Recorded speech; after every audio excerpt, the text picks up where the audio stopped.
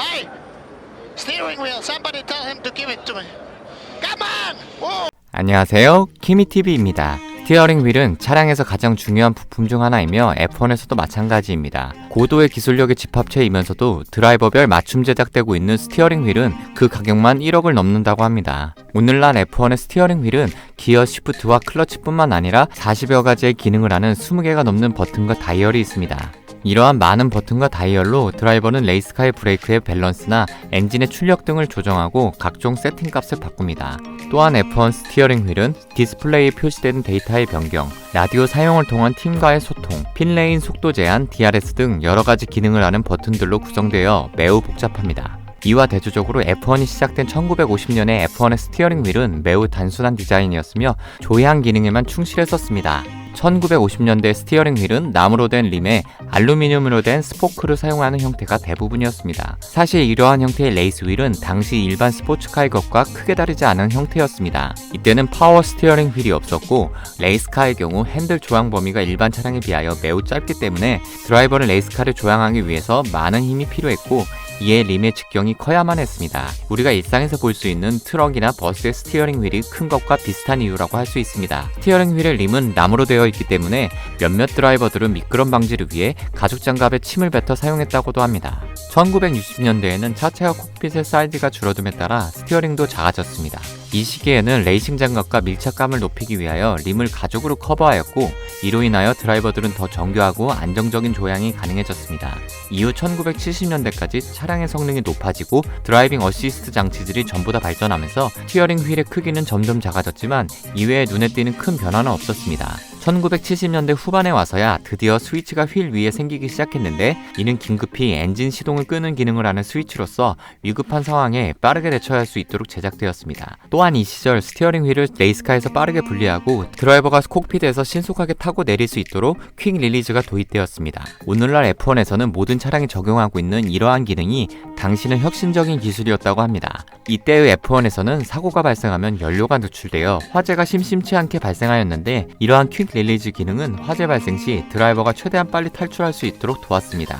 1980년대의 스티어링 휠의 형태는 이전과 비슷하지만 휠을 감싸는 소재가 가죽에서 스웨이드로 변경됐습니다. 안정적인 그립감과 더불어 땀 흡수, 배출한 능력이 뛰어난 소재이기 때문에 더욱 안정적이고 정교한 핸들링이 가능해졌습니다. 이 시절부터 본격적으로 드라이버별 선호도에 따라 스티어링 휠 디자인이 적용된 시기로 보입니다. 예를 들어 스티어링 휠을 강한 힘으로 조작하는 것을 선호하는 나이젤 만셀의 경우 강한 힘을 주더라도 스티어링 휠이 손상되지 않는 작은 직경과 두꺼운 그립을 가진 휠을 선호하였습니다. 반면에 동시대에 활약한 아일톤 세나의 경우 핸들링 조작 스타일이 섬세하고 부드러워서 세밀한 조작을 위해 최대한 큰 직경과 얇은 두께의 그립이 있는 스티어링 휠을 선호했다고 합니다. 1994년 그는 윌리엄즈 팀으로 이적 후 당시 레이스카 FW16에 적응하는데 어려움을 겪었는데 이는 액티브 서스펜션과 트랙션 컨트롤과 같은 장비들이 금지된 첫 해여서 차량 세팅 밸런스가 붕괴된 부분도 있었지만 기존 맥라렌 시절보다 콕핏 입구가 V자 형태로 꽉 조여지는 디자인으로 인하여 선호하던 큰 직경의 스티어링 휠을 사용하지 못한 이유도 있다고 합니다. 심지어 앞서 설명한 나이젤 만셀의 작은 직경의 스티어링 휠을 사용하더라도 드라이버의 핸들링 공간은 매우 좁았다고 합니다. 다시 본론으로 돌아오자면 1980년대부터는 원형이 아닌 다양한 형태의 스티어링 휠이 선보이기 시작하던 시절이기도 했습니다. 그리고 1989년 F1 스티어링 휠 역사에 한 가지 획을 긋는 사건이 일어났습니다. 그것은 바로 스티어링 휠에 기어 변속 기능을 심어서 드라이버가 경기 중 기어 변속을 위해 스티어링 휠에서 손을 떼지 않아도 되는 것이었습니다. 최초의 방식은 엄지로 눌러줘야 했었던 전자 버튼식이었으며 이후 패들 시프트 방식으로 진화하였습니다.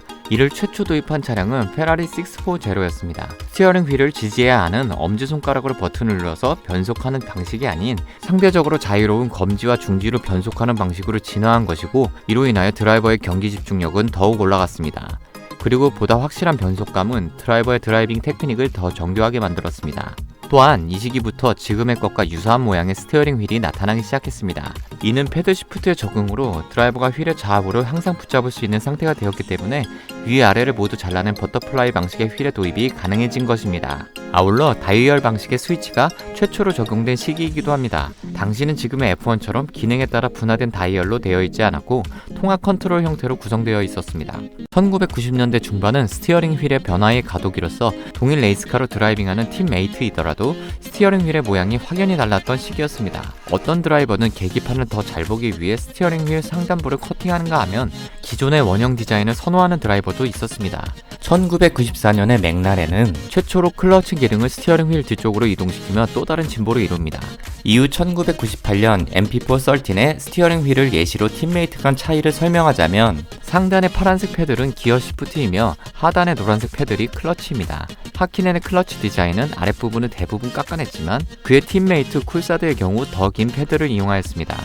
당시 쿨사드는 패드 시프트 조작에 적응이 더 필요했기 때문에 클러치 페달을 보조로 유지했었습니다. 또 다른 차이점은 하키넨은 버터플라이 스타일의 휠을 선택했지만 쿨사드는 아랫부분을 클래식한 원형 디자인으로 유지했습니다. 이렇게 모두 팀메이트 간에도 스티어링 휠의 디자인이 매우 상이했던 시기였습니다. 스티어링 휠의 전체적인 형태뿐만 아니라 버튼 구성도 다양했었는데 최대한 여러 버튼을 스티어링 휠에 넣으려는 드라이버가 있었는가 하면 1995년 시즌의 에디 어바인은 스티어링 휠에 어떠한 버튼도 넣지 않기도 했습니다. 이후 1996년 슈마허의 페라리 F310의 스티어링 휠에는 최초로 시프트 시그널이 도입되었습니다. 이는 스티어링 휠 위에 LED 램프가 있고 휠의 램프가 모두 차오르면 기어를 변속하도록 지원하여 최적의 타이밍에 기어를 변속할 수 있도록 하는 것입니다. 현재 F1 레이스카에는 기본적으로 갖추어진 기능이지만 당시에는 신개념의 장치였습니다. 그리고 페라리 F310의 스티어링 휠에는 더욱 많은 버튼과 다이얼이 스티어링 휠에 위치하였으며 최초로 통합 디스플레이를 선보이기도 했습니다. 이를 통하여 드라이버는 차량의 상태나 정보를 드라이빙 중 확인할 수 있게 되었습니다. 2000년대로 넘어오면서 F1 스티어링 휠의 디자인은 오늘날의 F1 레이스카의 것과 크게 다르지 않습니다.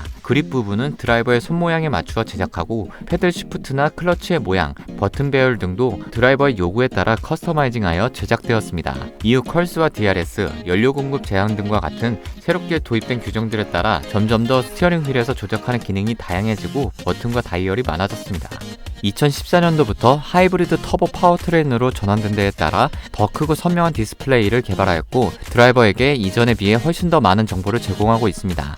현재 F1 스티어링 휠은 최대 100페이지의 정보를 표시할 수 있는 OLED 디스플레이 화면을 사용합니다. 이를 통해 드라이버는 차량의 속도, 랩타임 리더와의 차이, 배터리 에너지의 상태, 타이어 압력 등과 같은 다양한 정보를 확인할 수 있습니다.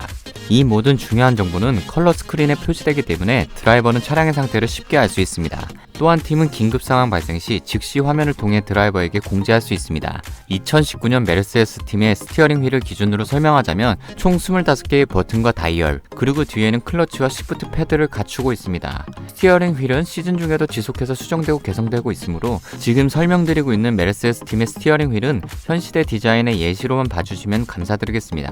영상의 분량상 버튼별 세부 기능은 필요한 경우 별도 영상으로 다루도록 하고 대략 설명해드리자면 브레이크의 전후 밸런스를 최적화하고 엔진의 제동량을 변경하기 위한 5개의 버튼과 다이얼이 있고 휠 사이에 토크 전달량인 디퍼런셜을 제어하는 3개의 버튼과 다이얼이 있으며 나머지는 전원장치 설정과 디스플레이에 표시되는 데이터의 변경, 팀과의 교신을 위한 라디오 버튼, 핀레인 속도 제한, DRS 등의 기능을 합니다. 이렇게 많은 기능들이 모여있는 F1의 스티어링 휠. 일부 사람들은 드라이버가 너무 많은 기능을 조작해야 하기 때문에 드라이빙 집중력에 문제가 생길 수 있다고 우려하기도 합니다.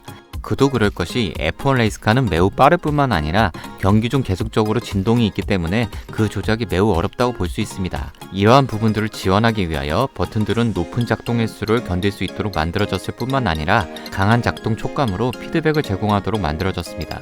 또한 사곳이 버튼이 눌려서 오작동되는 것을 방지하기 위하여 특정 버튼 주변에는 작은 플라스틱 테두리를 설치한다고도 합니다. 그리고 최대한의 가시성을 위하여 버튼이나 다이얼은 다양한 색상을 사용하여 구분되도록 하였습니다.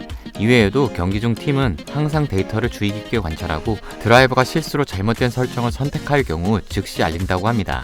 이렇게 정확한 조작을 지원하고자 정교하게 제작된 스티어링 휠이지만 경기 중 평균 시속 200km가 넘는 엄청난 속도로 달리면서도 다른 드라이버들과 경쟁을 해야 하는 복잡한 상황에서도 이 작은 버튼들을 드라이빙 글로브를 끼고 조작하는 F1 드라이버들은 역시 최고인 것 같습니다. 키미TV에서 준비한 F1 스티어링 휠과 관련한 이야기는 여기까지입니다. 키미TV의 이야기가 재미있으셨다면 구독, 좋아요, 알람 설정을 부탁드립니다. 시청해주셔서 감사합니다.